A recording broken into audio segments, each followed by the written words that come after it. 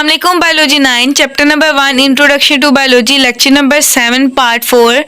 हमारा जो टॉपिक चल रहा है उसका नेम है लेवल ऑफ ऑर्गेनाइजेशन, जिसमें हमने मुख्तलिफ लेवल्स को पढ़ा है। अभी तक हमने सिर्फ जो लेवल पढ़े हैं वो 3 लेवल हैं, जिसमें पहला लेवल एटॉमिक एंड सब एटॉमिक लेवल है। उसके बाद दूसरा जो है हमारे पास मॉलिक्यूलर लेवल है, और तीसरा हमारे पास कौन सा लेवल था, ऑर्गेनेलिस एंड सेल लेवल। सो आज जो हमारा लेवल है वो है हमारे पास टिश्यू लेवल।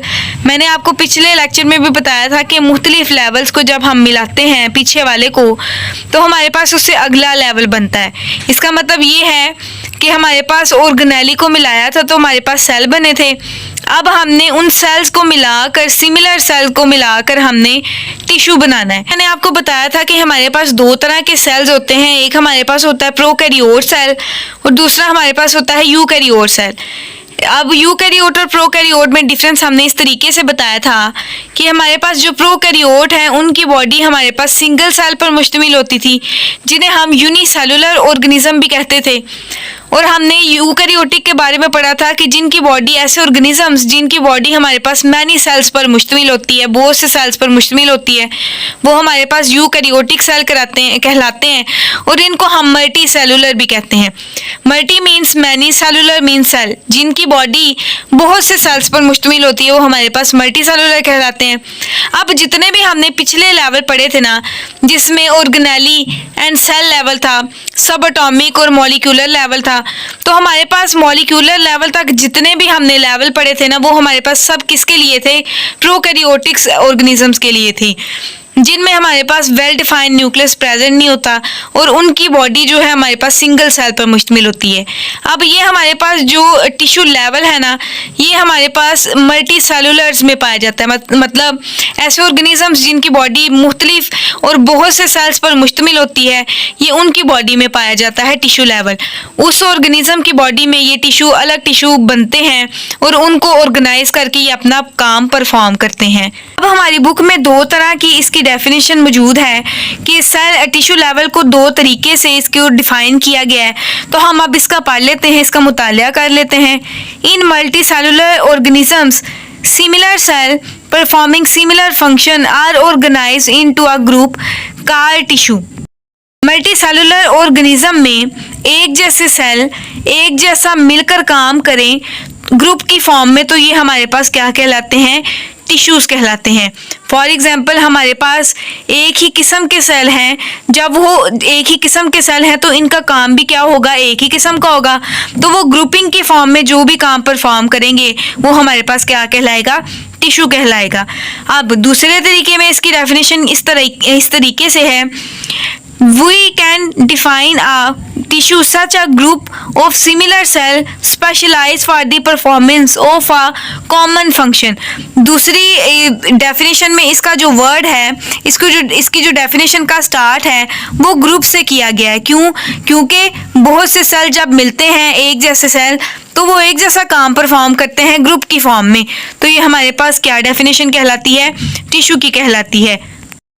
हमारे पास जो सिमिलर सेल होते हैं जब वो मिलकर काम करते हैं एक जैसा, तो इसको इसने इलैबोरेट करके बताया हुआ है कि ये क्या क्या काम परफॉर्म कर सकते हैं सेल्स।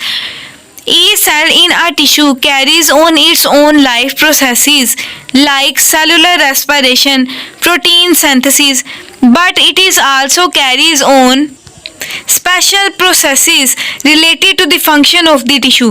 कहते हैं इनके जो सेल्स होते हैं, वो जो सिमिलर सेल है वो रिलेट करते हैं इनके टिश्यूज़ के साथ, क्योंकि सेल मिलकर हमारे पास क्या बनाता है, टिश्यू बनाता है। तो इस तरह के जो इनके सिमिलर सेल्स होते हैं वो सिमिलर टिश्यू बनाते हैं, और वो टिश्यू अपना अलग अलग काम परफॉर्म करता है, और वो टिश्यू अपने काम में क्या होता है, माहिर होता है।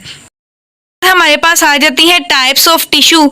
हमारे पास मल्टीपल टाइप्स ऑफ टिश्यू हैं, प्लांट में भी, एनिमल में भी। लेकिन अभी जो हमारी बुक में टाइप बताई गई हैं वो सिर्फ 2 इनकी टाइप्स बताई गई हैं। हमारे पास एक शॉर्ट क्वेश्चन पूछा जाता है जिसमें ये पूछा जाता है कि प्लांट टिश्यू के बारे में बताएं या फिर एनिमल टिश्यू के बारे में बताएं। तो यहाँ हमारे पास टाइप्स हैं टिश्यू की। There are different type of tissue अगर हम बात करें प्लांट टिश्यू की, तो हमारी बुक में दो तरह के टिश्यू बताए गए हैं, एपिडर्मल टिश्यू और ग्राउंड टिश्यू। अब एपिडर्मल और ग्राउंड टिश्यू का जो काम है हम उनके बारे में भी पढ़ लेते हैं कि बेसिकली करते क्या है प्लांट में। हमारे पास जो टिश्यू है वो है एपिडर्मल टिश्यू। एपी का मतलब होता है ऊपर वाला, डर्मल का मतलब होता है स्किन।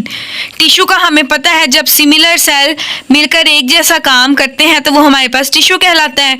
तो हमारा एपिडर्मिस का काम क्या है? एपिडर्मल का काम है स्किन केयर करना from the ultraviolet radiation. ये सोचते होंगे कि प्लांट की तो कोई स्किन होती नहीं है, तो फिर एपिडर्मल टिश्यू का प्लांट में क्या काम है? तो एपिडर्मल टिश्यू यहाँ से मुराद प्लांट की जो लेयर होती है, जो तय होती है, उससे है कि प्लांट पे अगर कोई अल्ट्रा वायलेट रेडिएशन इफेक्ट करती है तो वो उसके खिलाफ मज़ाहमत क्रिएट करता है। ठीक है जी। उसके बाद हमारा जो दूसरा टिश्यू है वो है ग्राउंड टिश्यू। तो ग्राउंड टिश्यू का प्लांट में क्या काम होगा, क्या किरदार होगा? तो ये हमारे पास ग्राउंड टिश्यू का काम है सपोर्ट करना प्लांट को ताकि वो प्रॉपर तरीके से ग्रो कर सके। इसका काम है सपोर्ट करना। उसके बाद जो हमारा अगला टिश्यू है, जो टिश्यू की टाइप है वो है एनिमल टिश्यू। बेसिकली हमारे पास एनिमल के भी दो टिश्यू यहाँ पे लिखे गए हैं। एक हमारे पास है नर्वस टिश्यू, दूसरा है हमारे पास मस्कुलर टिश्यू। तो पहला हमारे पास है नर्वस टिश्यू। नर्वस टिश्यू का काम क्या है? ये बेसिकली ब्रेन में पाया जाता है और ये कंट्रोल करता है ऑल दी एक्टिविटीज़ को जो कि हमारे पास रोज़मर्रा ज़िंदगी में होती हैं। जो दूसरा हमारा टिश्यू है वो है मस्कुलर टिश्यू। तो मस्कुलर टिश्यू का एनिमल टिश्यू में क्या किरदार है वो हमने बताना है। मस्कुलर टिश्यू का किरदार है हमारे पास कि ये मूवमेंट करता है, क्योंकि मस्कुलर टिश्यू बेसिकली मसल्स में पाया जाता है और ये हमारे पास करता क्या है?